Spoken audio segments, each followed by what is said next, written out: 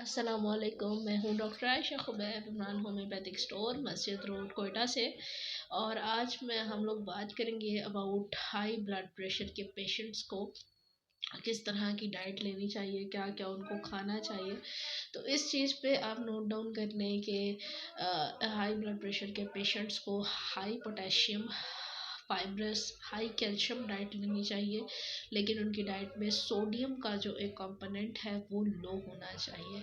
तो सबसे पहले आ जाती हैं ग्रीन लीफी वेजिटेबल्स, जिसमें स्पिनच है, फेनुग्रीक है, जो मेथी होती है, ब्रोकली है, इसके अलावा मटर है। ये जो है हाई ब्लड प्रेशर के जो पेशेंट्स हैं वो खा सकते हैं। इसके अलावा मशरूम्स, मशरूम्स में जो है बहुत ज़्यादा हाई पोटेशियम होता है, वो इस्तेमाल कर सकते हैं।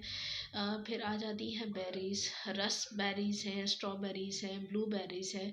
रसबेरीज़ में एक जो है वो फ्लेवोनाइड नाम का एक कंपोनेंट पाया जाता है, जो कि ब्लड प्रेशर को रेगुलेट करने में बहुत ज़्यादा मदद करता है। इसके अलावा स्कीम्ड मिल्क आप इस्तेमाल कर सकते हैं। स्कीम्ड मिल्क वो होता है जिसमें मलाई, जो क्रीम होती है, दूध की चिकनाई जिसको हम फैट कहते हैं, वो नहीं होती, और ये बहुत ज़्यादा हाई कैल्शियम होता है।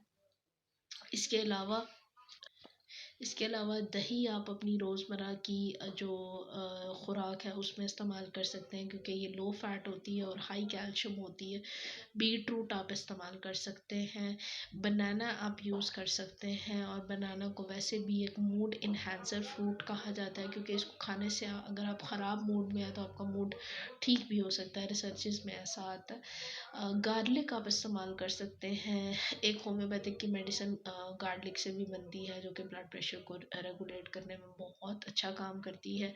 गार्लिक में नाइट्रिक एसिड होता है, जो कि आपकी ब्लड वेसल्स को ओपन करता है, उनको खोलता है, क्योंकि ज़ाहिर है ब्लड प्रेशर तभी बढ़ता है जब आपकी ब्लड वेसल्स में स्टिफनेस आती है, तो खून को ज़्यादा ज़ोर लगाना पड़ता है, जिसके नतीजे में आपका बीपी बढ़ जाता है। ओट्स आप इस्तेमाल कर सकते हैं। जो ओट्स होते हैं अमीना स्टाइवा, जो कि मेडिसिन है, वो भी ओट्स से बनती है, तो ओट्स आप यूज़ कर सकते हैं। इसके अलावा आप ओमेगा 3 फैटी एसिड्स का इस्तेमाल कर सकते हैं, जो कि फैटी एसिड्स बहुत बहुत बहुत इम्पॉर्टेंट है हमारी हमारी डाइट के लिए, हमारी सेहत के लिए। इसके अलावा सीड्स आप इस्तेमाल कर सकते हैं, जिसमें सनफ्लावर सीड्स हो गए, पम्पकिन सीड्स हो गए, ये भी आप यूज़ कर सकते हैं गुड फैट्स के लिए। इसके अलावा you can use dark chocolate.